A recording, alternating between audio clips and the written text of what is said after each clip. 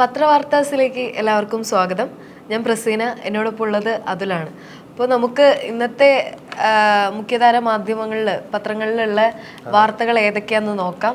ഇപ്പം ഇന്ന് മാതൃഭൂമിയിൽ ഫസ്റ്റ് പേജിൽ ഒരു വലിയ തലക്കെട്ടോടെ കൊടുത്തിരിക്കുന്നത് രക്ഷാപ്രവർത്തകർ പുറത്ത് എന്നുള്ളൊരു വാർത്തയാണ്. അതായത് മുഖ്യമന്ത്രി ആയിരിക്കെ പിണറായി വിജയൻ നയിച്ച നവകേരള യാത്രക്കിടെ ആലപ്പുഴയിൽ പ്രതിഷേധിച്ച് യൂത്ത് കോൺഗ്രസ് പ്രവർത്തകരെ മർദ്ദിച്ച 5 പോലീസ് ഉദ്യോഗസ്ഥർക്ക് സസ്പെൻഷൻ എന്ന് പറയുന്ന ഒരു വാർത്തയാണ്. അതായത് അപ്പോൾ എന്തായാലും അന്ന് മുഖ്യമന്ത്രിയുടെ നവയാത്രക്കെതിരെ കോൺഗ്രസ്സുകാരെ ആക്രമിച്ച പ്രവർത്തകർക്ക് എന്തായാലും ഒരു പോലീസ് ഉദ്യോഗസ്ഥരെ സസ്പെൻഡ് ചെയ്തിരിക്കുകയാണ്. അപ്പോൾ എന്തായാലും പുതിയ ഭരണം വരുമ്പോൾ അല്ലേ പണ്ടുള്ള കേസുകളിലേക്ക് പ്രതികാര നടപടി എന്നോണമാണ് ഇത്തരം നടപടികൾ. 2023 നടന്ന സംഭവമാണിത്.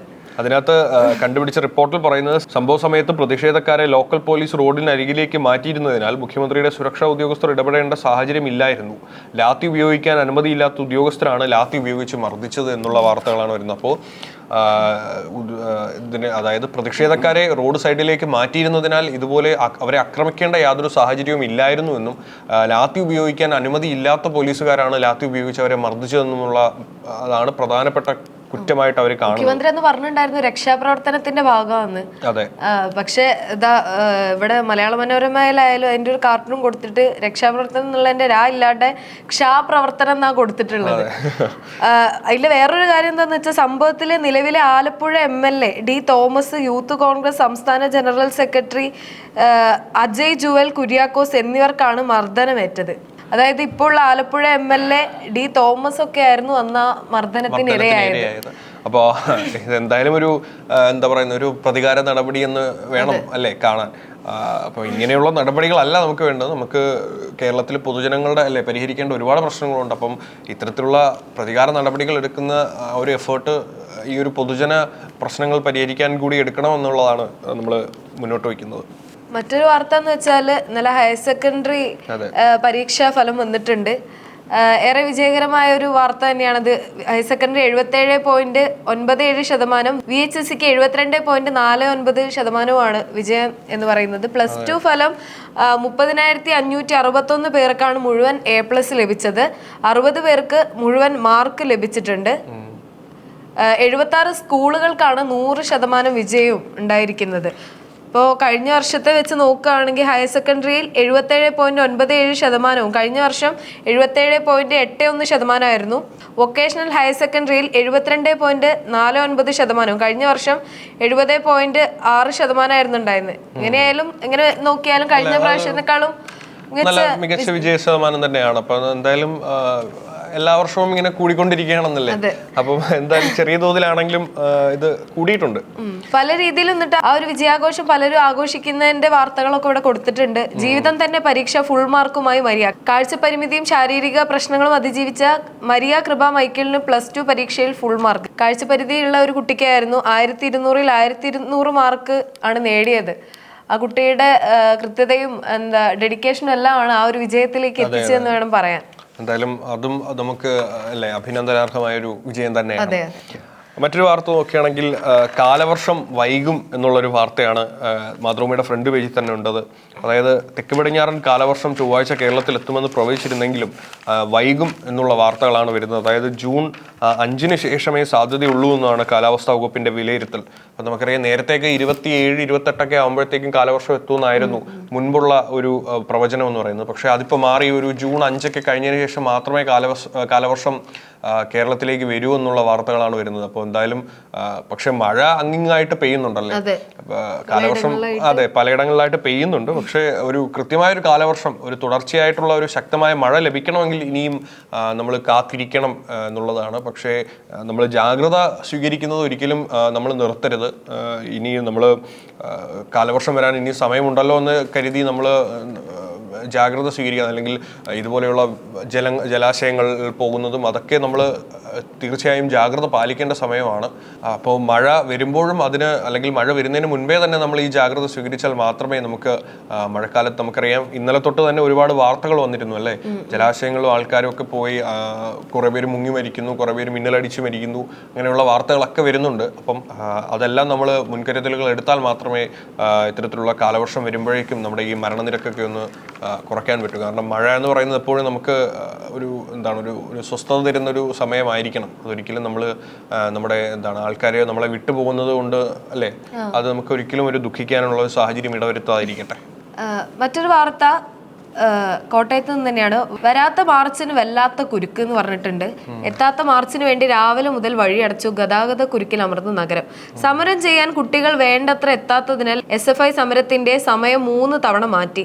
സമരക്കാരെ പ്രതീക്ഷിച്ച് പോലീസ് മണിക്കൂറുകളോളം റോഡ് അടച്ചതോടെ കോട്ടയം നഗരത്തിൽ വൻ ഗതാഗത കുരുക്കായി. ഇന്നലെ രാവിലെ മുതൽ 4 മണിക്കൂറോളം നഗരം കുരുങ്ങി.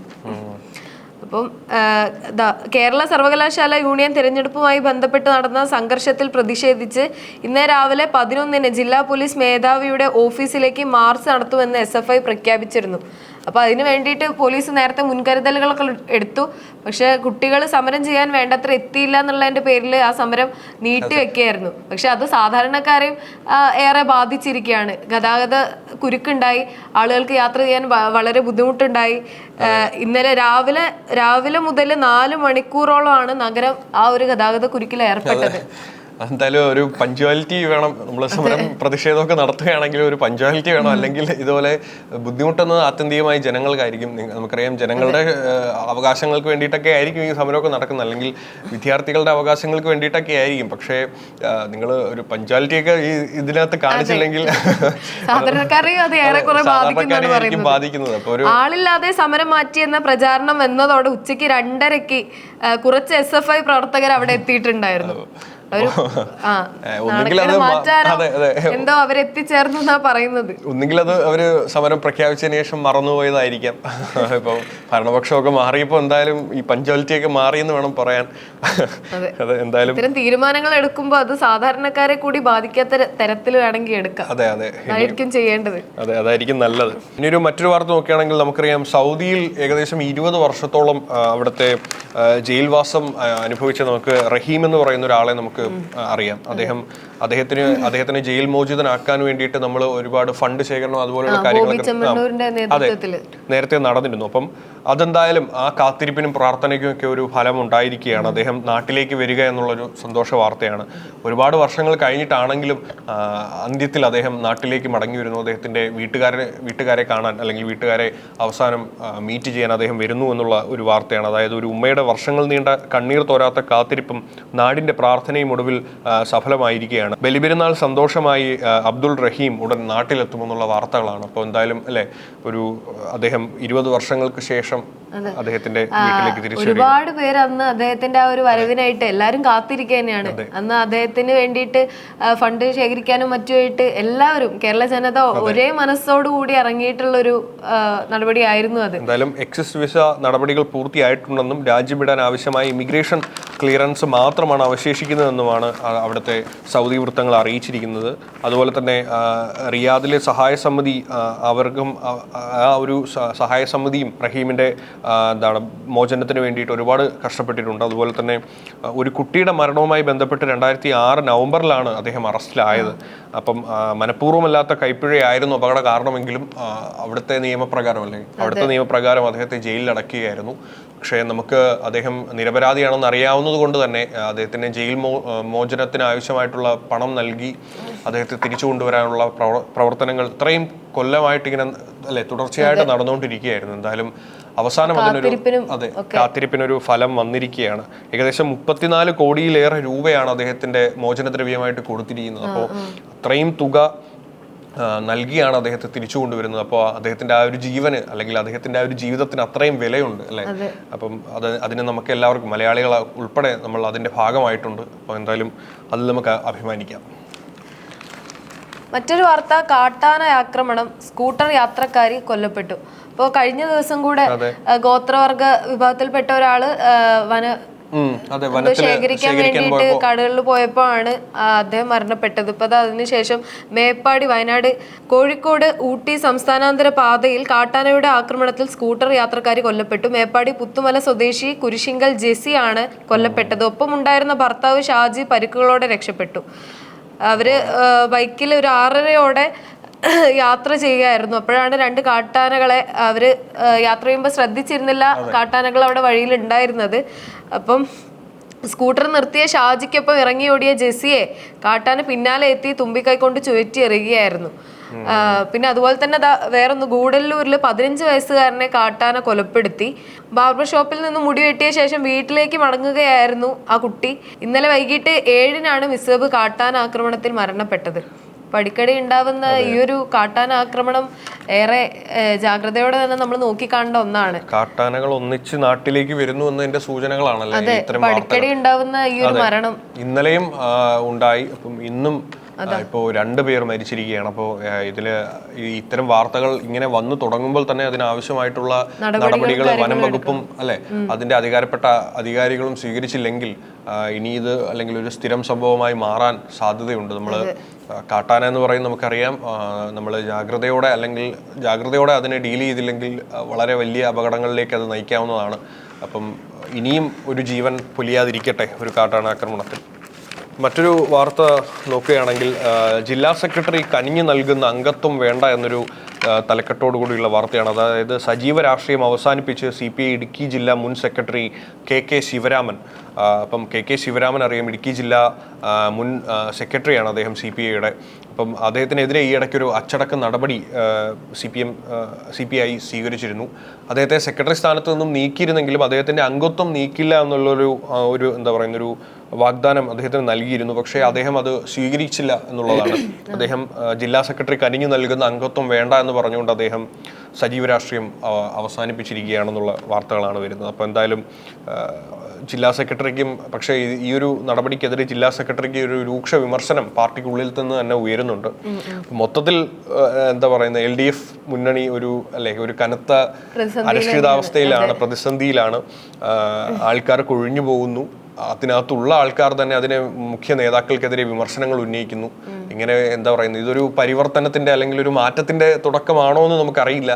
പക്ഷേ അത് അങ്ങനെയാണെങ്കിൽ അത് നല്ലതിനു വേണ്ടി ആവട്ടെ. ഒരു പാർട്ടിയുടെ കുറവുകളൊക്കെ നികത്തി അത് മുന്നോട്ട് വരട്ടെ. മറ്റൊരു വാർത്ത, പുനർനിർമ്മാണം കാത്ത് തകർന്ന തടയണ. 20 ലക്ഷം രൂപയുടെ തടയണ വെള്ളത്തിൽ ഒഴുകിപ്പോയത് 2024. വലിയ തോട്ടിലെ തിരുവമ്പാടിയിൽ നിർമ്മാണത്തിലെ അപാകതയെ തുടർന്ന് 2 വർഷം മുൻപ് തകർന്ന തടയണ പുനർനിർമ്മിക്കുമെന്ന ഉറപ്പ് നടപ്പായില്ല. കർഷകർക്കും പ്രദേശവാസികൾക്കും കുടിവെള്ളവും ജലസേചന സൗകര്യവും ലഭിക്കുന്ന പദ്ധതി അധികൃതരുടെ അനാസ്ഥ മൂലം പാഴായി എന്നാണ് ആക്ഷേപം. 2024 നടന്ന സംഭവമാണ്. ഇതുവരെ അതിന്റെ പ്രത്യേകിച്ച് പുനർനിർമ്മാണത്തിനെ കുറിച്ചുള്ള വാഗ്ദാനങ്ങളൊന്നും നടപ്പിലായിട്ടില്ല എന്നാണ് പറയുന്നത്. ഇനി ഏതായാലും പുതിയ സർക്കാർ വന്നതോടുകൂടി അതിലെന്തെങ്കിലും മാറ്റം ഉണ്ടാവും, അവരെന്തെങ്കിലും ചെയ്യുമോ എന്നുള്ളതൊക്കെ ഇനി നോക്കിക്കാണാം. അപ്പോ അത് എന്താ പറയുന്നത്, അഴിമതി, ഈ ഒരു തടയണ നിർമ്മാണത്തിൽ വരെ അഴിമതിയും അതിന്റെ നിലവാരമില്ലായ്മയും നമ്മളിങ്ങനെ കാണിക്കുമ്പോഴാണ് ഇതൊക്കെ ഇങ്ങനെ ഒഴുകി പോകുന്നത്. തടയണ നിർമ്മിക്കുന്നത് തന്നെ വെള്ളം ഒഴുകി പോകാതിരിക്കാനാണ്. തടയണ തടയണ തന്നെ ആദ്യമേ ഒലിച്ചു പോയെന്നൊക്കെ പറയുന്നത് സത്യം പറഞ്ഞാൽ വളരെ, ഇതൊക്കെ നമ്മൾ ഈ നോർത്തിലൊക്കെ കണ്ടിട്ടുള്ളൂ അല്ലേ. ഇങ്ങനെ ബീഹാർ പോലെയുള്ള സംസ്ഥാനങ്ങളിലൊക്കെയാണ് ഇതുപോലെ അവര് പാലം പണിയുമ്പോഴും അതുപോലെയുള്ള ഓരോ സ്മാരകങ്ങളൊക്കെ പണിയുമ്പോഴും അതെല്ലാം കർഷകരെയൊക്കെയാണ് ഇതേറെ ബാധിക്കുന്നത്. തീർച്ചയായിട്ടും ഒരു ലോക്കാലിറ്റിയുടെ ഒരു കൃഷി തന്നെ ഇതിനെ ചിലപ്പോൾ ആശ്രയിച്ചായിരിക്കാം ഇരിക്കുന്നത്. അപ്പോൾ ഇങ്ങനെ ഒഴുകിപ്പോകുന്നതൊക്കെ നമുക്കൊരു നിസ്സാര സംഭവമായിട്ട് കാണാമെങ്കിലും ഇതിനോട് ചുറ്റിപ്പറ്റി ജീവിക്കുന്നവർക്കൊക്കെ ഇത് വളരെ വലിയ പ്രത്യാഘാതങ്ങൾ ഉണ്ടാക്കുന്ന ഒരു വാർത്ത തന്നെയാണ്. അപ്പോൾ എന്തായാലും ഇതിന് പെട്ടെന്നൊരു നടപടി എടുക്കട്ടെ, പുതിയ സർക്കാർ അതിന് പെട്ടെന്ന് നടപടി എടുക്കട്ടെ എന്നുള്ള ഒരു പ്രത്യാശയിലാണ് നമ്മൾ. അതുമായിട്ട് ബന്ധപ്പെട്ട് നമുക്കറിയാം, ഇതൊക്കെ ഒരു അഴിമതിയുടെ ഒരു അഴിമതി മൂലമാണ് ഇത്തരം സംഭവങ്ങളെല്ലാം ഉണ്ടാകുന്നത്. അപ്പോൾ പുതിയ സർക്കാർ ഈ അഴിമതിക്കെതിരെ ഒരു പ്രോജക്റ്റ് 0 എന്നൊരു പദ്ധതിയുമായിട്ട് വന്നിരിക്കുന്നു എന്നുള്ള ഒരു വാർത്തയാണ് മാതൃഭൂമിയിലുള്ളത്. അതായത് അഴിമതി ദൃശ്യങ്ങൾ പകർത്തി നൽകിയാൽ 5000 രൂപ സമ്മാനം എന്നുള്ള വാർത്തയാണ്. എനിക്ക് തോന്നുന്നു മുൻപ് നമുക്കിതുപോലെ വേസ്റ്റ് ഇടുന്നത് പകർത്തി നൽകിയാൽ 20,000 രൂപ സമ്മാനം കിട്ടുമെന്നൊക്കെ പറഞ്ഞൊരു പദ്ധതി ഉണ്ടായിരുന്നു. അപ്പം അതുപോലെ ഒരു പദ്ധതിയാണെന്നാണ് ഇത് തോന്നുന്നത്. അതായത് പ്രോജക്ട് സീറോ പദ്ധതിയുമായി വിജിലൻസ് ഡിപ്പാർട്ട്മെന്റ് വന്നിരിക്കുകയാണ്. അപ്പം അഴിമതി എവിടെ നടക്കുന്നുവോ അല്ലെങ്കിൽ നിങ്ങളുടെ ശ്രദ്ധയിൽപ്പെട്ട് കഴിഞ്ഞാൽ അതൊന്ന് പകർത്തി നൽകി കൊടുത്താൽ ഒരു 5,000 രൂപ കീശയിൽ ഇരിക്കും എന്നുള്ള ഒരു വാർത്തയാണ് വരുന്നത്. അതായത് അഴിമതിരഹിത കേരളം ലക്ഷ്യമിട്ട് വിജിലൻസ് പ്രോജക്ട് സീറോ പദ്ധതി പ്രഖ്യാപിച്ചു. അത് ആഭ്യന്തരമന്ത്രി രമേശ് ചെന്നിത്തലയാണ് ഈ പദ്ധതി പ്രഖ്യാപിച്ചത്. അഴിമതി നടക്കുന്നതിന്റെ ദൃശ്യങ്ങൾ പകർത്തി നൽകുന്ന പൊതുജനങ്ങൾക്ക് 5,000 രൂപ സമ്മാനമായി നൽകും. അഴിമതിക്കുള്ള സാധ്യത മുൻകൂട്ടി മനസ്സിലാക്കി തടയും എന്നുള്ളതാണ് ഇതിന്റെ ഈ ഒരു പദ്ധതിയുടെ പ്രത്യേകത. ഇതുമൂലം സാധാരണക്കാർക്ക് സർക്കാർ ഓഫീസുകളിലുള്ള അവരുടെ സേവനം കൃത്യമായി ഉറപ്പാക്കാൻ സാധിക്കും എന്നുള്ളതാണ് കാര്യം. അത് തന്നെയാണ് അതിന്റെ, അതായത് സാധാരണക്കാരെ സംബന്ധിച്ചിടത്തോളം അവർക്ക് ഇങ്ങനെ ഒരു അഴിമതി നേരിടേണ്ടി വരുമ്പോൾ അവർക്ക് ചിലപ്പോൾ എങ്ങനെ പ്രതികരിക്കണമെന്ന് അറിയില്ല. അവർ ചിലപ്പോൾ അതിന് എത്ര രൂപയാണോ അവർ ചോദിക്കുന്നത് അത് കൊടുക്കാൻ അവർ നിർബന്ധിതരായി പോകും ചിലപ്പോൾ. അപ്പൊ ഇങ്ങനെ ഒരു പദ്ധതി ഉണ്ടെങ്കിൽ അല്ലെങ്കിൽ ഇങ്ങനെ ഒരു പദ്ധതി ഉണ്ടെന്ന അറിവ് അവർക്കുണ്ടെങ്കിൽ ഇത്തരം സാഹചര്യങ്ങളിൽ അവർക്ക് വിജിലൻസിനെ സഹായിക്കാൻ പറ്റും. വിജിലൻസ് ഡിപ്പാർട്ട്മെന്റിന്റെ കാര്യക്ഷമതയും ഇതുമൂലം വർദ്ധിക്കുമല്ലേ. 5,000 രൂപ നിങ്ങളുടെ സാധാരണക്കാർക്ക് അല്ലെങ്കിൽ ഒരു നിയമലംഘനം അധികാരികളുടെ കണ്ണിൽപ്പെടുത്തി നിങ്ങൾക്കൊരു 5,000 രൂപ ലഭിക്കുകയാണെങ്കിൽ അല്ലെ, അത് ഒരു നല്ല കാര്യമാണ്. കുറച്ച് ദിവസം മുന്നേ തന്നെ അങ്ങനെ ഒരു കേസ് ഉണ്ടായിട്ടുണ്ടായിരുന്നു. സസ്പെൻഷനിലായിരുന്നു ആ ഉദ്യോഗസ്ഥൻ. കൈക്കൂലിയുമായി ബന്ധപ്പെട്ട് സസ്പെൻഷനിൽ പിന്നെ വീണ്ടും കയറിയപ്പം പിന്നെ ഇതുപോലെ തന്നെ കൈക്കൂലി കേസുമായിട്ട് അദ്ദേഹത്തിനെ പിടികൂട്ടിയിട്ടുള്ള ഒരു സംഭവം. അപ്പൊ അങ്ങനെയൊക്കെയുള്ള മികച്ച ഉദ്യോഗസ്ഥർ നമ്മുടെ ഡിപ്പാർട്ട്മെന്റ് ഗവൺമെന്റ് സർവീസിലുണ്ട്. അപ്പം അവരെയൊക്കെ നമ്മൾ ഇതുപോലെ ഇങ്ങനെ പിടിച്ചു കൊടുത്ത 5,000 രൂപ സ്വന്തമാക്കാം. അപ്പൊ ഈ പദ്ധതികളൊക്കെ കൃത്യമായി നടപ്പിലാക്കാൻ കൂടെ പറ്റട്ടെ. അതെ, അവരെ കൊണ്ട് നമ്മുടെ ഗവൺമെന്റിനോ നമ്മുടെ സംസ്ഥാനത്തോ ഒരു ഗുണമില്ല. നമുക്കെങ്കിലും ഒരു 5,000 രൂപ കിട്ടട്ടെ, നമുക്കെങ്കിലും ഒരു ഗുണം ഉണ്ടാവട്ടെ. കുറെ പദ്ധതികളൊക്കെ ഗവൺമെന്റ് മുന്നോട്ട് കൊണ്ടുവരുന്നുണ്ട്. ഇതുപോലെ കുറച്ച് ലഹരിക്കെതിരായിട്ടും ഒക്കെ ഓപ്പറേഷൻ തൂഫാൻ എന്നൊക്കെ പറഞ്ഞിട്ട് പദ്ധതികളൊക്കെ മുന്നോട്ട് കൊണ്ടുവരുന്നുണ്ട്. ഇതൊക്കെ എങ്ങനെയാകുമെന്ന് നമുക്ക് കണ്ടു തന്നെ അറിയാം. മറ്റൊരു വാർത്ത, ഷുഹൈബ് വധം പ്രതികളുടെ ജാമ്യം റദ്ദാക്കിയത് ഹൈക്കോടതി തടഞ്ഞു. പ്രതികളെ ജുഡീഷ്യൽ കസ്റ്റഡിയിൽ നിന്ന് ഉടൻ മോചിപ്പിക്കാൻ നിർദ്ദേശം. യൂത്ത് കോൺഗ്രസ് മട്ടന്നൂർ നിയോജക മണ്ഡലം ജനറൽ സെക്രട്ടറി ആയിരുന്ന SP ഷുഹൈബിനെ വെട്ടിക്കൊന്ന കേസിൽ 17 CPM പ്രവർത്തകരുടെ ജാമ്യം റദ്ദാക്കി റിമാൻഡ് ചെയ്ത തലശ്ശേരി അഡീഷണൽ സെഷൻസ് കോടതിയുടെ ഉത്തരവ് ഹൈക്കോടതി സ്റ്റേ ചെയ്തു.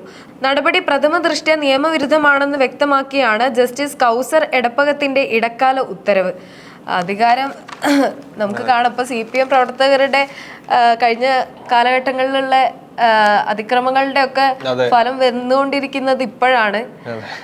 നമുക്ക് നോക്കാം. അതെ, ഷുഹൈബ് വധത്തിൽ ആ ഹൈക്കോടതി തടഞ്ഞു എന്ന് പറയുന്നത് വളരെ നല്ലൊരു കാര്യമാണല്ലേ. അത് പ്രതികളാണെന്ന് നമ്മളിപ്പോഴും ഒരു കോടതി വിധി വരാതെ നമുക്ക് പ്രതികൾ ആരാണെന്നൊന്നും നമുക്ക് പറയാൻ കഴിയില്ല. ഹൈക്കോടതിക്ക് കൃത്യമായ വിവരങ്ങളോ അല്ലെങ്കിൽ ഹൈക്കോടതി കൃത്യമായ ഒരു ധാരണ വന്നപ്പോഴായിരിക്കാം അല്ലെ അവര് അതിനൊരു ഹൈക്കോടതി ആ ഒരു സ്റ്റേ തടഞ്ഞത്. എന്തായാലും വരും ദിവസങ്ങളിൽ നമുക്ക് കാണാൻ പറ്റുമായിരിക്കും ഇത്തരത്തിൽ കഴിഞ്ഞ ഘട്ടങ്ങളിലൊക്കെ CPM പ്രവർത്തകർ ചെയ്ത പ്രശ്നങ്ങളൊക്കെ കുത്തിപ്പൊക്കുന്നത് നമുക്ക് ഇനി കാണാൻ പറ്റുമായിരിക്കാം. എന്തായാലും നിരപരാധികള് അതിൽ ഉൾപ്പെടാതിരിക്കട്ടെ, അത്രേ ഉള്ളൂ. ഇനിയിപ്പോ മറ്റൊരു വാർത്ത നോക്കുകയാണെങ്കിൽ പ്രധാനപ്പെട്ട ഒരു വാർത്ത തന്നെയാണ്. അതായത് പ്രധാനമന്ത്രിയും ധനമന്ത്രിയും കണ്ട് സാമ്പത്തിക പ്രതിസന്ധി വിവരിച്ചിരിക്കുകയാണ് മുഖ്യമന്ത്രി. അപ്പം മുൻ സർക്കാർ ഖജനാവ് കാലിയാക്കിയിട്ടാണ് പോയത്. അപ്പം അതുകൊണ്ട് കടുത്ത സാമ്പത്തിക പ്രതിസന്ധിയിലാണെന്നുള്ള ഇതൊക്കെ നമ്മൾ പ്രധാനമന്ത്രിയും ധനമന്ത്രിയും കണ്ട് മുഖ്യമന്ത്രി കാര്യങ്ങൾ വിശദീകരിച്ചിരിക്കുകയാണ്. അതായത് ദേശീയപാത വികസനത്തിനുമായി ബന്ധപ്പെട്ട് കേരളത്തിന്റെ തുക കടമെടുപ്പ് പരിധിയിൽ നിന്ന് ഒഴിവാക്കണമെന്നും കിഫ്ബിയോട് റിപ്പോർട്ട് തേടിയിട്ടുണ്ട്. അത് ഇത്തരം ആവശ്യങ്ങളാണ് മുഖ്യമന്ത്രി പ്രധാനമന്ത്രിയോടൊക്കെ ഉന്നയിച്ചിരിക്കുന്നത്. നമ്മൾ കണ്ടിരുന്നു, നമ്മൾ ഇന്നലെയൊക്കെ വാർത്തകൾ നിറഞ്ഞിരുന്നു അല്ലേ, പ്രധാനമന്ത്രിയും VD സതീശനൊക്കെ ചേർന്നിരുന്നു സംസാരിക്കുന്നത്. അപ്പം അതിനെ ചുറ്റിപ്പറ്റി ഒരുപാട് രാഷ്ട്രീയ വ്യാഖ്യാനങ്ങളൊക്കെ ഉയർന്നിരുന്നു. അപ്പം അതിനകത്ത് പ്രധാനമായിട്ടും അവർ സംസാരിച്ചത് ഇത്തരം കാര്യങ്ങളാണ്. അതായത് പ്രധാനമന്ത്രിയും ധനമന്ത്രിയും കണ്ട്, അപ്പം പ്രധാനമന്ത്രിയോടൊപ്പം തന്നെ ധനമന്ത്രിയും കാണുന്നു എന്ന് പറയുന്നത് ധനകാര്യം ആ ഒരു മേഖലയുമായിട്ട് ബന്ധപ്പെട്ട ഒരു എന്തെങ്കിലും കാര്യങ്ങൾ സംസാരിക്കാനായിരിക്കുമെന്ന് തീർച്ചയാണ്. അപ്പം സംസ്ഥാനം നേരിടുന്ന സാമ്പത്തിക പ്രതിസന്ധിയെക്കുറിച്ച് പ്രധാനമന്ത്രിയും ധനമന്ത്രിയും ധരിപ്പിച്ച് മന്ത്രി VD സതീശൻ സംസ്ഥാനത്തിന്റെ വികസനത്തിന് കേന്ദ്രത്തിന്റെ സഹകരണവും അദ്ദേഹം തേടിയിട്ടുണ്ട്.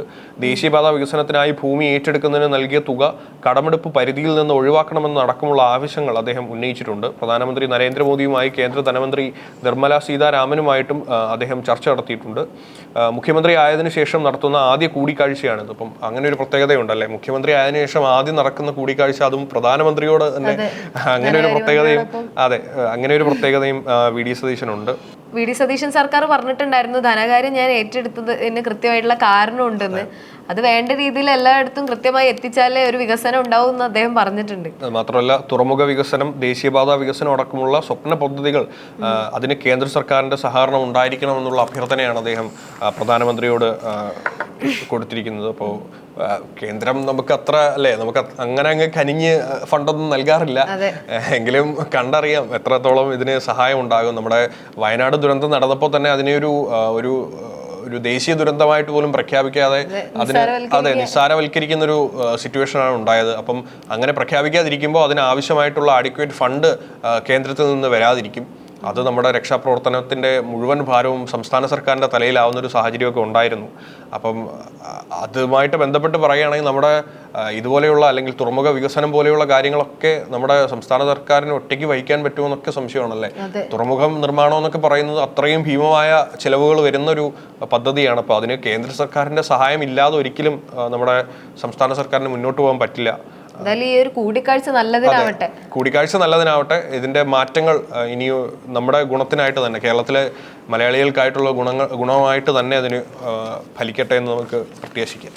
മറ്റൊരു വാർത്ത, 2 മാസമായിട്ടും നടപ്പാകാതെ അഷ്വേർഡ് പെൻഷൻ പദ്ധതി. പുതുതായി സർവീസിൽ പ്രവേശിക്കുന്ന ജീവനക്കാർക്ക് പദ്ധതി തിരഞ്ഞെടുക്കാൻ കഴിയുന്നില്ല. പിണറായി സർക്കാർ ഇറക്കിയത് ഉത്തരവ് മാത്രം, തുടർ നടപടികൾ പാതി വഴിയിൽ. 2ാം പിണറായി സർക്കാർ പ്രഖ്യാപിക്കുകയും നടപ്പാക്കി ഉത്തരവിറക്കുകയും ചെയ്ത അഷ്വേർഡ് പെൻഷൻ പദ്ധതി 2 മാസമായിട്ടും പ്രാബല്യത്തിലായിട്ടില്ല. കഴിഞ്ഞ 2 മാസത്തിനിടെ സർക്കാർ സർവീസിൽ ചേർന്ന 2000-ഓളം ജീവനക്കാർക്ക് അതിനാൽ പങ്കാളിത്ത പദ്ധതി തിരഞ്ഞെടുക്കേണ്ടി വന്നു. കഴിഞ്ഞ സർക്കാരിൻ്റെ പ്രവർത്തനത്തെ കുറിച്ചിട്ടുള്ള വാർത്തകളൊക്കെ തുടർന്നുകൊണ്ടിരിക്കുകയാണ്. ആ പെൻഷൻ ഇതുവരെ നടപ്പാക്കുക, ജീവനക്കാർക്ക് അതിന് വേണ്ട ഒരു മറുപടി നൽകുക ഇതുവരെ ചെയ്തിട്ടില്ല. ഈ ഒരു സർക്കാർ അത് മുന്നോട്ട് കൊണ്ടുപോകുമോ അതോ പാതി വഴിയിൽ വെച്ച് അതും അവസാനിക്കും എന്നുള്ളത് ഇനി നോക്കിക്കാണാം. ഒന്നും പറയാൻ പറ്റാത്തൊരു സിറ്റുവേഷൻ ആണല്ലേ. വി.ഡി. സതീശൻ ആദ്യമേ തന്നെ പറഞ്ഞത് മുൻ സർക്കാർ തുടങ്ങി വെച്ച പദ്ധതികളെല്ലാം അതേ പേരിൽ തന്നെ അല്ലെങ്കിൽ അതേ ഉദ്ദേശത്തോടെ തന്നെ മുന്നോട്ട് കൊണ്ടുപോകുമെന്നാണ്.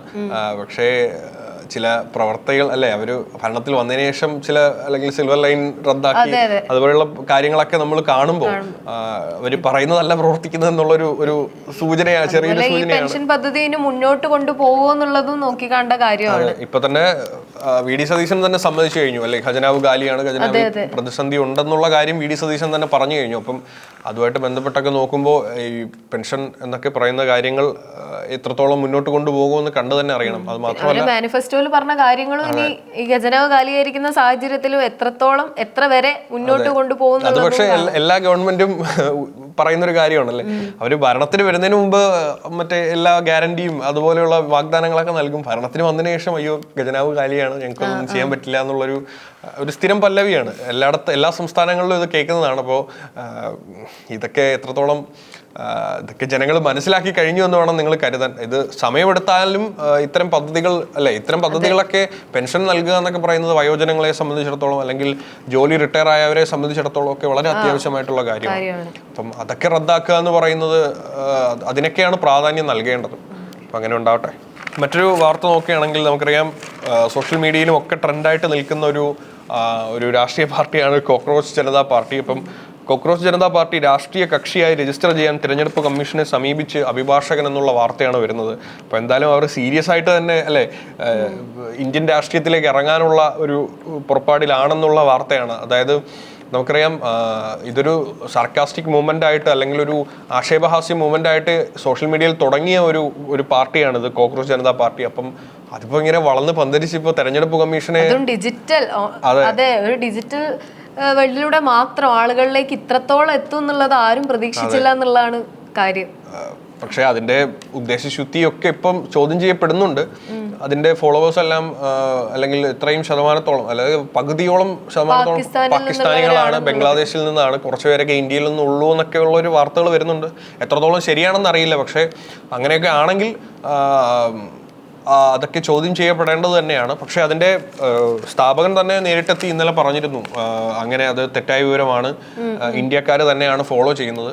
അപ്പം അവരെങ്ങനെ പറയുന്നു, പക്ഷെ അത് എത്രത്തോളം ശരിയാണെന്നൊക്കെ ഇനി വരും ദിവസങ്ങളിൽ തന്നെ ഭരണപക്ഷത്തിന്റെ ആവലാതിയൊക്കെ പ്രകടമാണ് അതില്. അതെ, ഭരണപക്ഷം നന്നായിട്ട് അതിന് BJP സർക്കാർ പ്രത്യേകിച്ച് അതില് നന്നായിട്ട് അവര് പരിഭ്രാന്തരായിട്ടുണ്ട്. അതിന് കൊള്ളേണ്ടടുത്ത് തന്നെ കൊണ്ടിട്ടുണ്ടെന്ന് അല്ലേ? BJP-യുടെ ആയാലും കോൺഗ്രസിന്റെ ആയാലും ഒക്കെ ഫോളോവേഴ്സിനൊക്കെ കടത്തി വെട്ടിയിട്ടാണ് കുറച്ച് ദിവസം കൊണ്ട് ഈ ഒരു CJP മുന്നിലേക്ക് വന്നിട്ടുള്ളത്. ഇപ്പൊ നോക്കിക്കഴിഞ്ഞാൽ കോക്രോച്ച് ജനതാ പാർട്ടി എന്ന ഓൺലൈൻ കൂട്ടായ്മ രാഷ്ട്രീയ പാർട്ടിയെ രജിസ്റ്റർ ചെയ്യാൻ കേന്ദ്ര തെരഞ്ഞെടുപ്പ് കമ്മീഷനെ സമീപിച്ചിരിക്കുകയാണ് ഇതിന്റെ CJP-യുടെ അഭിഭാഷകൻ. ഹരിയാനയിലെ പാനിപ്പത്തിൽ നിന്നുള്ള അഭിഭാഷകൻ സുധീർ ജാഖറാണ് അപേക്ഷ നൽകിയത്. പാർട്ടി സ്ഥാപകൻ അഭിജിത് ദീപ്കയിൽ നിന്ന് സ്വതന്ത്രമായി തന്റെ പേരിൽ പാർട്ടി രജിസ്റ്റർ ചെയ്യാനാണ് ആവശ്യം. ജനപ്രാതിനിധ്യ നിയമത്തിലെ സെക്ഷൻ 29A പ്രകാരം നൽകിയ അപേക്ഷയിൽ പാർട്ടിയുടെ ദേശീയ കൺവീനറായിട്ടാണ് അദ്ദേഹം സ്വയം വിശേഷിപ്പിച്ചിരിക്കുന്നത്. അപ്പോൾ എന്തായാലും വളരെ സീരിയസ് ആയിട്ടുള്ള നീക്കങ്ങളാണ് ഈ പാർട്ടി നടത്തിക്കൊണ്ടിരിക്കുന്നത്. അപ്പൊ എനിക്ക് തോന്നുന്നു ഇത് തുടങ്ങിയപ്പോൾ തന്നെ ഇവർക്ക് ഇത്രയും ഇങ്ങനെ ഒരു ഉദ്ദേശം ഉണ്ടായിരിക്കണം, അല്ലെങ്കിൽ ഇത്രയും കാൽക്കുലേറ്റഡ് ആയിട്ട് ഇത്രയും പ്ലാനിങ്ങോടെ ഇത്തരം നീക്കങ്ങൾ നടക്കാൻ സാധ്യതയില്ല എന്ന് വേണം കരുതാൻ. അപ്പൊ എന്തായാലും ഇങ്ങനെ ഒരു മൊമെന്റ് തുടങ്ങിയത് തന്നെ ചിലപ്പോൾ എന്തെങ്കിലും ഒരു കാൽക്കുലേറ്റഡ് ആയിട്ടുള്ള പ്ലാനിങ്ങോടെ തന്നെ ആയിരിക്കണമെന്ന് ഞാൻ കരുതുന്നത്. മറ്റൊരു വാർത്ത കേരള ജനതയെ ഏറെ ഞെട്ടിക്കുന്നതും ആവലാതിപ്പെടുത്തുന്നതൊക്കെ ആയിട്ടുള്ള ഒരു വാർത്തയാണ്. ഹരിപ്പാട് താലൂക്ക് ആശുപത്രിയിൽ വിദ്യാർത്ഥിനി ശുചിമുറിയിൽ പ്രസവിച്ചു. കുഞ്ഞിനെ വെന്റിലേഷനിലൂടെ ഉപേക്ഷിച്ചു. വയറുവേദനയായി എത്തിയ വിദ്യാർത്ഥിനി ഹരിപ്പാട് താലൂക്ക് ആശുപത്രിയിലെ ശുചിമുറിയിൽ പ്രസവിച്ചു. ചോരക്കുഞ്ഞിനെ വെന്റിലേഷൻ വഴി പുറത്തേക്കിട്ടു. കരച്ചിൽ കേട്ടെത്തിയ ജീവനക്കാർ കുഞ്ഞിനെ രക്ഷപ്പെടുത്തി. ഇന്നലെ പുലർച്ചെ 12:30 ആശുപത്രിയിലെ അത്യാഹിത വിഭാഗത്തിലാണ് സംഭവം. ഇങ്ങനെ ഈ ഒരു വാർത്ത കഴിഞ്ഞ ഒരു മാസം മുന്നേ ആയിരിക്കും തിരുവനന്തപുരത്ത് ഇതുപോലെ തന്നെ നവജാത ശിശുവിനെ കവറിലാക്കി വലിച്ചെറിഞ്ഞ ഒരു സംഭവം കൂടെ നടന്നത്. എന്തുകൊണ്ടാണ് ഇത്തരത്തില് മറ്റ് നടപടികളും കാര്യങ്ങളും ഉണ്ടാവുമ്പോൾ, അമ്മത്തൊട്ടിൽ പോലെയുള്ള കാര്യങ്ങളെല്ലാം ഉണ്ടാവുമ്പോൾ ഇത്തരത്തിൽ ചെയ്യുന്ന ഒരു ക്രൂരത തന്നെയാണ് ഇത് സത്യത്തില്. ഒരു അബോർഷൻ എന്ന് പറയുമ്പോൾ അതിന് നമുക്ക് കുറച്ചുകൂടെ ന്യായീകരിക്കാനുള്ള സാധ്യതയെങ്കിലും ഉണ്ടല്ലേ? അബോർഷൻ എന്ന് പറയുമ്പോൾ അതൊരു കുട്ടി മുഴുവനായിട്ടും ഫോം ആയിട്ടില്ല, അതൊരു ഭ്രൂണാവസ്ഥയിലായിരിക്കുന്ന സാഹചര്യത്തിൽ അബോർഷൻ അത്രയും സിന്നായിട്ട് കാണേണ്ട ആവശ്യമില്ല. പക്ഷെ ഇത് ഒരു പൂർണ്ണാവസ്ഥയിലെത്തിയ കുട്ടി, അത് അല്ലേ, അതൊരു പൂർണ്ണ വളർച്ചയിലെത്തിയ കുട്ടിയാകുന്ന ഒരു ഘട്ടത്തിൽ 19 വയസ്സുള്ള ഒരു പെൺകുട്ടി ഗർഭാവസ്ഥയിലാണെന്നുള്ള കാര്യം വീട്ടുകാർ അറിഞ്ഞിട്ടില്ല എന്നാണ് പറയുന്നത്. അതില് അതും ഇനി പുറത്തു വരണോ അല്ലെ? വീട്ടുകാരും എങ്ങനെയാണ്, അല്ലെങ്കിൽ വീട്ടുകാർക്ക് ഇതിനെ കുറിച്ച് അറിവുണ്ടായിരുന്നു, എന്താണ് ഇതിന്റെ നിജസ്ഥിതി എന്നൊന്നും പുറത്തു വന്നിട്ടില്ല. എന്തായാലും 19 വയസ്സിൽ ഗർഭം ധരിക്കുക എന്ന് പറയുന്നത് ഒരു സ്ത്രീയെ സംബന്ധിച്ചിടത്തോളം അല്ലെ, അവർ ഒട്ടും പ്രതീക്ഷിക്കാത്തൊരു കാര്യമായിരിക്കും. അപ്പം അവരെങ്ങനെ പ്രതികരിക്കണം, അല്ലെങ്കിൽ എങ്ങനെ ഇതിനെ സിറ്റുവേഷനെ ഹാൻഡിൽ ചെയ്യണമെന്നുള്ള കൃത്യമായ വിവരം അല്ലെങ്കിൽ ഒരു മെച്യൂരിറ്റി അവർക്ക് ചിലപ്പോൾ ഉണ്ടായിരിക്കില്ല. അതിന്റെ ഭാഗമായിട്ടായിരിക്കാം അവർ ഇത്തരത്തിലുള്ളൊരു ക്രൂരത അല്ലെങ്കിൽ ഒരു ക്രൂരത ചെയ്തത്. ഈ കുട്ടി കൃത്യമായ പ്ലാനിങ്ങോട് കൂടി തന്നെ ചെയ്ത ഒരു കാര്യമായിട്ടാണ് തോന്നുന്നത്. കാരണം ഡോക്ടർമാർ ഈ കുട്ടിയോട് കൂടുതൽ പരിശോധനയ്ക്ക് ആവശ്യപ്പെട്ടെങ്കിലും വയറുവേദനയ്ക്കുള്ള മരുന്ന് മാത്രം തന്നാൽ മതി എന്നുള്ള ഒരു മറുപടി ആയിരുന്നു കുട്ടീന്റെ ഭാഗത്തുനിന്നുണ്ടായത്. അങ്ങനെയാണ് വേദനയെ തുടർന്നാണ് കുട്ടി ശുചിമുറിയിൽ പ്രസവിക്കുകയും കുഞ്ഞിനെ കളയുകയും ചെയ്തത്. കുഞ്ഞിന്റെ ശബ്ദം കേട്ടെത്തിയ ആ ജീവനക്കാർ അപ്പം അവിടെ എത്തിയില്ലായിരുന്നെങ്കിൽ ചിലപ്പോൾ ആ കുഞ്ഞിന്റെ ജീവൻ കൂടി നഷ്ടമാവുമായിരുന്നു. കാരണം ഈ കുഞ്ഞിനെ വെന്റിലേഷനിലൂടെ എറിഞ്ഞതിന്റെ അപ്പുറത്ത് തെരുവ് നായ്ക്കളൊക്കെ ഉറങ്ങുന്ന സ്ഥലമായിരുന്നു, പിന്നെ കുപ്പിച്ചില്ലും തുടങ്ങിയുള്ള സാധനങ്ങളൊക്കെ ഉള്ളതായിരുന്നു. എന്തായാലും കുട്ടിയെയും സുരക്ഷിതമായിട്ട് കിട്ടിയിട്ടുണ്ട്. ഇത്തരത്തിലുള്ള പ്രവർത്തികൾ, ക്രൂരമായ പ്രവർത്തികൾ ഇനിയെങ്കിലും ഇല്ലാതാവട്ടെ. അതിന് കൃത്യമായിട്ടുള്ള ബോധവൽക്കരണം നൽകേണ്ടതും അത്യാവശ്യമാണ്. അത് മാത്രമല്ല, ഇത് സ്കൂൾ തലത്തിലായാലും കോളേജ് തലത്തിലായാലും ഇങ്ങനെയൊക്കെ ഒരു സംഭവം ഉണ്ടാകുമ്പോൾ അത് തുറന്നു പറയാൻ, അല്ലെങ്കിൽ വേണ്ടപ്പെട്ടവരോട് തുറന്നു പറയാനുള്ള ഒരു സിറ്റുവേഷൻ അവിടെ ഉണ്ടാക്കിയെടുത്താൽ മാത്രമേ അല്ലെങ്കിൽ ഇങ്ങനെയുള്ള സാഹചര്യങ്ങളൊക്കെ ഇപ്പോൾ ഒരു തെറാപ്പിസ്റ്റോ അല്ലെങ്കിൽ ഒരു കൗൺസിലറോ ഒരു സ്കൂളിൽ ഉണ്ടെങ്കിൽ ഇങ്ങനെ ഒരു സാഹചര്യം ഉണ്ടാകുമ്പോൾ തുറന്നു പറയാനുള്ളൊരു ഒരു സിറ്റുവേഷൻ ഉണ്ടാക്കിയെടുത്താൽ മാത്രമേ ഇത്തരത്തിലുള്ള സാഹചര്യങ്ങൾ നമുക്ക് ഒഴിവാക്കാൻ പറ്റൂ. അല്ലെങ്കിൽ ഇത്തരത്തിലുള്ള അൺമെച്യൂർ ആയിട്ടുള്ള പ്രവൃത്തികൾ കുട്ടികൾ ചെയ്യുമെന്ന് തന്നെയാണ്. 19 വയസ്സാണെങ്കിലും ആ കുട്ടി ഒരു ടീനേജ് പ്രായത്തിൽ തന്നെയാണ് എന്തുകൊണ്ട് അത്രയും ആയിട്ട് വീട്ടുകാർ അറിഞ്ഞില്ല എന്നുള്ളൊരു ചോദ്യമായിട്ട് തന്നെ കിടക്കുകയാണ്. വീട്ടുകാർ തന്നെയാണ് ഇത്തരം സാഹചര്യങ്ങൾ ഉണ്ടാകുമ്പോൾ കുട്ടിക്ക് സപ്പോർട്ടായിട്ട് നിൽക്കേണ്ടത്. അല്ലെങ്കിൽ വേണ്ടപ്പെട്ട അധ്യാപകർ അല്ലെങ്കിൽ അതിന് വേണ്ടപ്പെട്ടവർ തന്നെയാണ് അതിന് സപ്പോർട്ടായിട്ട് നിൽക്കേണ്ടത്. അപ്പം ഇതിൽ ആരെ കുറ്റം പറയണം, ആരെ കുറ്റം പറയരുതെന്ന് നമുക്ക് പറയാൻ കഴിയില്ല. മറ്റൊരു കാര്യം എന്താണെന്ന് വെച്ചാൽ പൊക്കിൾ കൊടി വലിച്ചു പൊട്ടിച്ച നിലയിലായിരുന്നു എന്ന് ജീവനക്കാർ പറഞ്ഞു. ആ കുഞ്ഞിന് ഏകദേശം 3 ഗ്രാമോളം തൂക്കം ഉണ്ടായിരുന്നു. അപ്പോൾ ഇത്തരത്തിലൊക്കെ ചെയ്യുമ്പോൾ ആ അമ്മയുടെ ജീവൻ കൂടി അവിടെ അപകടത്തിലാവുകയാണ്. കൃത്യമായിട്ടുള്ള ഇതിനെക്കുറിച്ചുള്ള ധാരണ ഇല്ലാത്തതാണ് പലപ്പോഴും ഇത്തരത്തിലുള്ള കാര്യങ്ങളുടെ ഒക്കെ അടിസ്ഥാനം എന്ന് പറയുന്നത്. ഇത്തരം സാഹചര്യങ്ങൾ ഇനി ഉണ്ടാവാതിരിക്കട്ടെ. പുതിയ സർക്കാർ വരുമ്പോൾ അതിന് കൃത്യമായിട്ടുള്ള നടപടികൾ അവർ സ്വീകരിക്കട്ടെ എന്ന് വേണം നമ്മൾ പ്രത്യാശിക്കാൻ.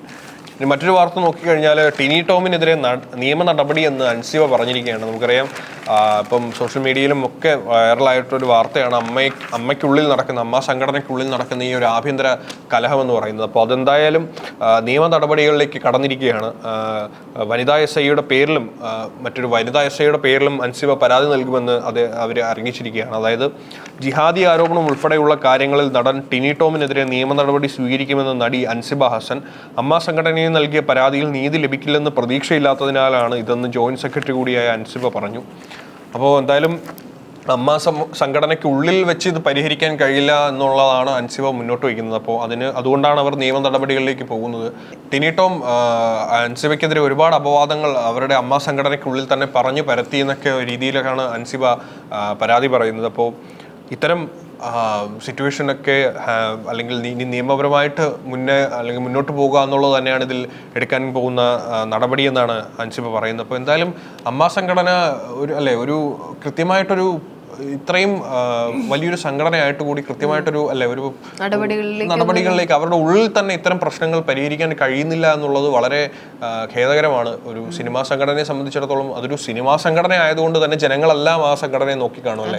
മറ്റുള്ള സംഘടനകൾ പോലെ അല്ല ഈ അമ്മ സംഘടന എന്ന് പറയുന്നത്. അതിലെ ഓരോ വാർത്തകൾക്കും ന്യൂസ് വാല്യൂ ഉണ്ട്. അതുകൊണ്ട് തന്നെ അതിനകത്തുണ്ടാകുന്ന ചെറിയ പ്രശ്നങ്ങൾ പോലും വളരെ വലിയ അതൊന്നും കുറഞ്ഞിട്ടുണ്ടായിരുന്നു. ഇപ്പൊ പിന്നെയും ശ്വേതാ മേനോൻ ഇപ്പോൾ തന്നെ സ്ഥാനം മുതിർന്ന നടന്മാരാരെങ്കിലും പറഞ്ഞ സ്ഥാനം രാജിവെക്കുന്നൊക്കെ പറഞ്ഞിട്ടുണ്ടായിരുന്നു. എന്തുകൊണ്ട് അവരുടെ ഇടയിൽ ഇങ്ങനെ ഇവർക്ക് തന്നെ പരിഹരിക്കാൻ പറ്റാത്ത തരത്തിൽ അത് പുറത്തേക്ക് എത്തിക്കുന്ന ഒരു സാഹചര്യമാണ്. അപ്പം ഇത്തരം പ്രശ്നങ്ങളിലൊക്കെ അകത്ത് വെച്ച് തന്നെ പരിഹരിക്കപ്പെടണം എന്നുള്ളതാണ്. കാരണം ഇതൊരു ജനങ്ങളെല്ലാം നോക്കിക്കാണുന്ന ഒരു സംഘടനയാണ്. അപ്പം അവരുടെ പ്രവർത്തനങ്ങൾ ഈ കഴിഞ്ഞ വർഷങ്ങളിലൊക്കെ വളരെ പരിതാപകരമായിരുന്നു. അപ്പം ഇതിനെയും കൂടുതൽ വഷളാവുന്ന രീതിയിലേക്കാണല്ലേ കാര്യങ്ങൾ പോകുന്നത്. എന്തായാലും പ്രധാനപ്പെട്ട സ്ഥാനത്ത് നിന്നെല്ലാം മോഹൻലാൽ ആകട്ടെ അല്ലെങ്കിൽ പ്രമുഖ നടന്മാരെല്ലാം ഒഴിഞ്ഞതോടെ അവരെല്ലാം കൈവിട്ടൊരവസ്ഥയാണ് അമ്മ സംഘടനയെ സംബന്ധിച്ചിടത്തോളം. ഇപ്പോൾ അവിടെ ഭരിക്കുന്നതും ഇപ്പോൾ അവിടെ പ്രമുഖ സ്ഥാനങ്ങളിൽ ഇരിക്കുന്നവരെല്ലാം തന്നെ വളരെ ശോചനീയകരമായ നടപടികളാണ് സ്വീകരിക്കുന്നത്. അത് തീർച്ചയായും അത് മാറ്റപ്പെടണം എന്നുള്ളതാണ്.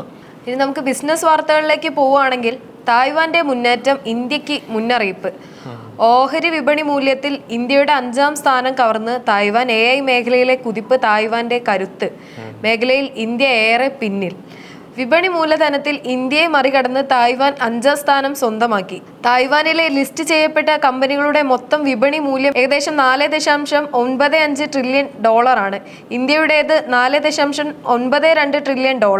തായ്വാനിൽ വെച്ച് നോക്കുമ്പോൾ ഇന്ത്യ ഒന്നുകൂടെ പിന്നിലായിരിക്കുകയാണ്. AI മേഖലയിൽ അതിവേഗം മുന്നോട്ട് പോയില്ലെങ്കിൽ നിലവിലെ 6ാം സ്ഥാനത്ത് നിന്നും ഇന്ത്യ താഴേക്ക് പതിച്ചേക്കാം എന്നാണ് നിലവിലെ വിവരം.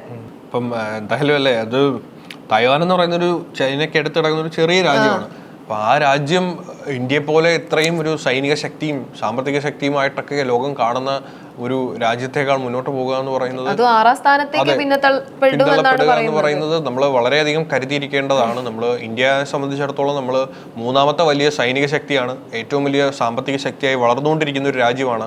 ഒരു വികസ്വര രാജ്യമായിട്ട് പോലും നമ്മൾ ഇത്രയും ശക്തമായിട്ട് മുന്നോട്ട് വരുന്നുണ്ടെങ്കിൽ അത് അത്രയും മാൻ പവറും അത്രയും ഇക്കണോമിക്കൽ ഇൻഫ്രാസ്ട്രക്ചറും ഒക്കെ ഉള്ളതുകൊണ്ടാണ്.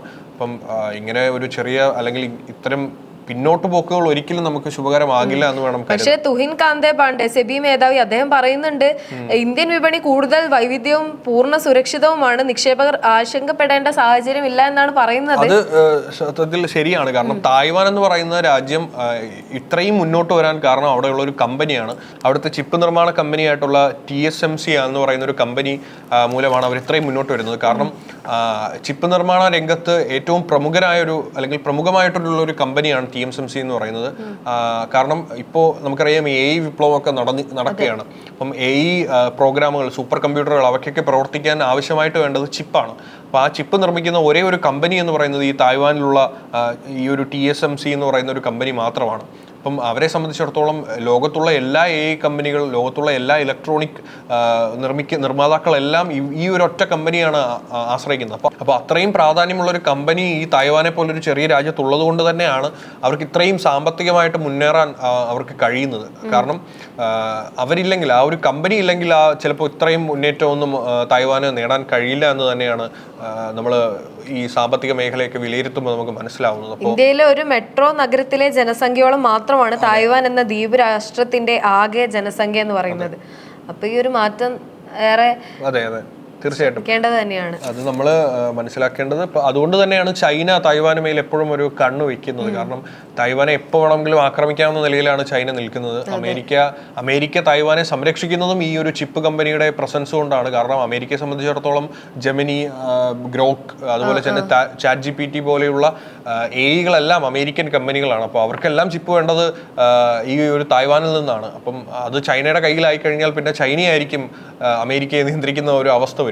ഈ അമേരിക്കൻ, ചൈന, യൂറോപ്പ് എന്നിവിടങ്ങളിലെ AI ഇൻഫ്രാസ്ട്രക്ചർ നിക്ഷേപങ്ങളുമായി തായ്വാന്റെ സമ്പദ് വ്യവസ്ഥ നേരിട്ട് ബന്ധപ്പെട്ട് നിൽക്കുന്നുണ്ട്. അത് ഈ ഒരു കമ്പനി മൂലമാണ്, ചിപ്പ് നിർമ്മാണ കമ്പനി മൂലമാണ് ഇങ്ങനെ ഒരു കണക്ഷൻ വന്നിരിക്കുക. അപ്പം ഇന്ത്യയെ സംബന്ധിച്ചിടത്തോളം നമ്മൾ ഒരു ചിപ്പ് നിർമ്മാണ ആ ഒരു മേഖലയുമായിട്ട് മാത്രം നിലനിൽക്കുന്ന ഒരു കമ്പനിയല്ല. നമുക്ക് വൈവിധ്യപൂർണ്ണമായിട്ടൊരു ഒരു ഇക്കണോമിക്കൽ ഇൻഫ്രാസ്ട്രക്ചർ ഉണ്ട്. നമുക്ക് ഒരുപാട് മേഖലകളിൽ നമ്മൾ ഒരുപാട് മുന്നോട്ട്, അല്ലെങ്കിൽ നമ്മൾ വലിയൊരു ശക്തി തന്നെയാണ്. ഇപ്പോൾ കയറ്റുമതി, അതുപോലെയുള്ള കാര്യങ്ങളിലെല്ലാം നമ്മൾ വളരെ വലിയൊരു സാമ്പത്തിക ശക്തിയാണ്. അപ്പോൾ തിരിച്ചു വരുമെന്ന് തന്നെ നമുക്ക് പ്രതീക്ഷിക്കാം. അതെ.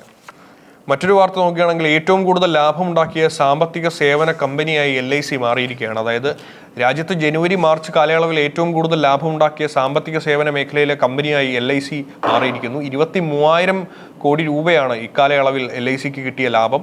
കേന്ദ്ര പൊതുമേഖലാ കമ്പനികളുടെ ഗണത്തിലും ഇക്കാലയളവിലെ ലാഭത്തിൽ മുന്നിൽ LIC തന്നെയാണ്. അപ്പോൾ LIC അല്ലേ നമ്മുടെ ഇന്ത്യക്കാരെ സംബന്ധിച്ചിടത്തോളം നമുക്ക് വളരെ പ്രധാനപ്പെട്ട ഒരു കമ്പനി തന്നെയാണ് LIC എന്ന് പറയുന്നത്. അല്ലേ, നമ്മൾ എപ്പോഴും പരസ്യങ്ങൾ കാണും അല്ലേ. എപ്പോഴും നമുക്ക് പ്രധാനമായിട്ടും നമുക്ക് ആവശ്യമുള്ള, അല്ലെങ്കിൽ നമുക്കൊരു ലൈഫ് ഇൻഷുറൻസ് ഒക്കെ എടുക്കണമെങ്കിൽ നമുക്ക് പ്രധാനമായിട്ടും ആവശ്യമുള്ള ഒരു കമ്പനി തന്നെയാണ് LIC എന്ന് പറയുന്നത്. അപ്പോൾ ഒരു സാമ്പത്തിക സേവന കമ്പനി, ഈ കാലയളവിൽ ഏറ്റവും കൂടുതൽ ലാഭം ഉണ്ടാക്കിയ സാമ്പത്തിക സേവന കമ്പനിയായിട്ട് LIC മാറിയിരിക്കുകയാണ്. എന്തായാലും വളരെ നല്ലൊരു വാർത്ത തന്നെയാണ്. മറ്റൊന്ന്, രൂപയുടെ മൂല്യമിടിയുമ്പോൾ മൂല്യമേറി പ്രവാസി അക്കൗണ്ടുകൾ. Foreign currency non resident bank അക്കൗണ്ടിൽ നിക്ഷേപമുള്ളവർക്ക് നേട്ടം. ഡോളറിനെതിരെ രൂപ കൂപ്പുകുത്തുമ്പോൾ foreign currency non resident bank അക്കൗണ്ടിൽ നിക്ഷേപമുള്ള പ്രവാസികൾക്ക് നേട്ടങ്ങളുടെ കാലം. ഈ അക്കൗണ്ടുകളിലെ അവരുടെ വിദേശ കറൻസികളിലുള്ള നിക്ഷേപങ്ങളുടെ രൂപയുടെ മൂല്യം കൂടിക്കൊണ്ടിരിക്കുകയാണ്. രൂപയുടെ മൂല്യം കുറയുന്നു എന്നുള്ള വാർത്ത കഴിഞ്ഞ ദിവസങ്ങളിലായിട്ട് ഉണ്ടായിരുന്നു. ഇതങ്ങനെ കൂടിയും കുറഞ്ഞു എന്നുള്ള നിലയ്ക്ക് തന്നെ പൊയ്ക്കൊണ്ടിരിക്കുകയാണ്. എപ്പോഴും ഒരു ഫ്ലക്ച്വേഷൻ ആയിട്ട് ഇങ്ങനെ നിൽക്കുകയാണ്. അപ്പോൾ പ്രവാസികളെ സംബന്ധിച്ചിടത്തോളം നല്ലൊരു വാർത്ത തന്നെയാണ്. അവർക്ക് കൂടുന്നതാണ് എപ്പോഴും ഗുണം എന്ന് പറയുന്നത്. ഈ വർഷം ആദ്യം രൂപയുടെ മൂല്യം 89-90 നിരക്കിലായിരുന്നു. എന്നാൽ ഇപ്പോഴത്തേത് 95-96 നിരക്കിലേക്ക് വീഴുകയാണ്. ഈ മാസം 21-ന് രൂപ ചരിത്രത്തിലെ ഏറ്റവും താഴ്ന്ന നിരക്കായ 97-ൽ എത്തിയിരുന്നു. ഒരു തരത്തില് അത് പ്രവാസികൾക്ക് അത് നല്ലതാണെങ്കിലും എവിടെ ഇന്ത്യയിലേക്ക് എത്തുമ്പോൾ അത് ഏറെ ബുദ്ധിമുട്ടിപ്പിക്കുന്ന കാര്യവുമാണ്. ഇപ്പോൾ സ്പോർട്സ് ന്യൂസിലേക്ക് കടന്നു കഴിഞ്ഞാൽ പ്രധാനപ്പെട്ട വാർത്ത എന്ന് പറയുന്നത് IPL വാർത്തയാണ്. അതായത് ഫൈനൽ, ബംഗളൂരു റോയൽ ചലഞ്ചേഴ്സ് ഫൈനലിലേക്ക് കയറിയിരിക്കുകയാണെന്നുള്ള വാർത്തയാണ്. ഗുജറാത്തിനെ 92 റൺസിന് തോൽപ്പിച്ച് ബംഗളൂരു IPL ഫൈനലിലേക്ക് കടന്നിരിക്കുകയാണ്. നമ്മൾ ഇന്നലെ തന്നെ പറഞ്ഞപ്പോൾ നമ്മൾ പറഞ്ഞിരുന്നു, അതായത് ധർമ്മശാലയിലെ പിച്ച് എന്ന് പറയുന്നത് ബാറ്റിങ്ങിനെ തുണയ്ക്കുന്ന ഒരു പിച്ചാണ്. അപ്പോൾ അവിടെ കോഹ്ലിയെ പോലെയുള്ള ഇതിഹാസ താരങ്ങളൊക്കെ ബംഗളൂരുവിന് കൈമുതലായിട്ടുള്ളപ്പോൾ ബാറ്റിങ്ങിനെ തുണയ്ക്കുന്നൊരു പിച്ചും കൂടി ആകുമ്പോൾ വലിയ രീതിയിലുള്ള റൺ അവർക്ക് ഉയർത്താൻ സാധിക്കുമെന്നുള്ള ഒരു പ്രവചനം നമ്മൾ നടത്തിയിരുന്നു. അപ്പോൾ അതെന്തായാലും അത് ശരിയായിട്ടുണ്ട്. ബംഗളൂരു തന്നെയാണ് ഇന്നലെ ഗുജറാത്തിനെ തോൽപ്പിച്ച് ജയിച്ചിരിക്കുന്നത്. ധർമ്മശാലയിലെ ഹിമാചൽ പ്രദേശ് സ്റ്റേഡിയത്തിൽ ബംഗളൂരുവിൻ്റെ റോയൽ ഷോയാണ് ഇന്നലെ നടന്നത്. ക്രിക്കറ്റ് പ്ലേ ഓഫിൽ ഗുജറാത്തിനെ 92 റൺസിന് തോൽപ്പിച്ച് റോയൽ ചലഞ്ചേഴ്സ് ബംഗളൂരു ഫൈനലിലേക്ക് മാർച്ച് ചെയ്തു. നിലവിലത്തെ ചാമ്പ്യന്മാർക്ക് തുടർച്ചയായ 2ാം ഫൈനലാണ് ഇതപ്പം. എന്തായാലും ബംഗളൂരുവിന് വീണ്ടും ഒരു കപ്പ് ഉയർത്താനുള്ളൊരു ഒരു ചാൻസ് കിട്ടിയിരിക്കുകയാണ് അവർക്ക്. എന്തായാലും അവർക്ക് വീണ്ടും ഒരു കപ്പ് ഉയർത്തി കഴിഞ്ഞാൽ അവരുടെ ഫാൻസിനെ സംബന്ധിച്ചിടത്തോളം ഒരു ഇരട്ടി മധുരമാകും. ഇതുവരെ കപ്പില്ല കപ്പില്ല എന്ന് പറഞ്ഞ് കളിയാക്കിയവരുടെ മുന്നിലൊക്കെ ഞങ്ങൾക്ക് 2 കപ്പുണ്ടല്ലോ എന്ന് പറയാനുള്ളൊരു സാഹചര്യം അവർക്കുണ്ടാവും. അങ്ങനെ എന്തായാലും ഉണ്ടാവട്ടെ എന്ന് നമുക്ക് പ്രത്യാശിക്കാം. അതുപോലെ തന്നെ ഗുജറാത്തിന്റെ ഇന്നലത്തെ കളി എന്ന് പറയുന്നത് വളരെ ദയനീയമായിരുന്നു എന്നാണ് പറയുന്നത്. അതായത് ഇന്നിങ്സിലെ ആദ്യ 2 പന്തുകളും 4 അടിച്ചുകൊണ്ടാണ് സായി സുദർശൻ ഗുജറാത്തിന്റെ ഇന്നിങ്സ് തുടങ്ങിയത്. പക്ഷെ പിന്നെ അങ്ങോട്ട് വളരെ പരിതാപകരമായ കളികളായിരുന്നു ഗുജറാത്തിലെ ടീം അംഗങ്ങളെല്ലാം കാഴ്ചവെച്ചത്. അതുകൊണ്ട് തന്നെയാണ് 92 റൺ എന്ന് പറയുന്ന ഒരു കൂറ്റൻ റണ്ണിന് അവർക്ക് ഫൈനൽ ബംഗളൂരുവിന് ജയിക്കാൻ സാധിച്ചത്. അപ്പം എന്തായാലും ഫൈനലിൽ എത്തിയിട്ടുണ്ട്. ഇനി അടുത്തൊരു കളിയും കൂടെ കഴിയുമ്പോൾ ആരാണ് അടുത്ത ഫൈനലി എന്നും കൂടെ നമുക്ക് അറിയാൻ കഴിയും. അപ്പോൾ അതും കൂടെ കണ്ടതിന് ശേഷം മാത്രമേ നമുക്കിനി IPL ഫൈനലിലേക്ക് IPL ഫൈനൽ എന്ന് പറയുന്ന ആ ഒരു തീപാറുന്ന പോരാട്ടത്തിലേക്ക് നമ്മൾ ഇനി കടക്കും. മറ്റൊരു വാർത്ത, ഫെഡറേഷൻ കപ്പ് അത്ലറ്റിക്സിന് തിരശീല വീഴുമ്പോൾ കേരളത്തിന് പ്രതീക്ഷയും നിരാശയും എന്ന് പറഞ്ഞിട്ടാണ്.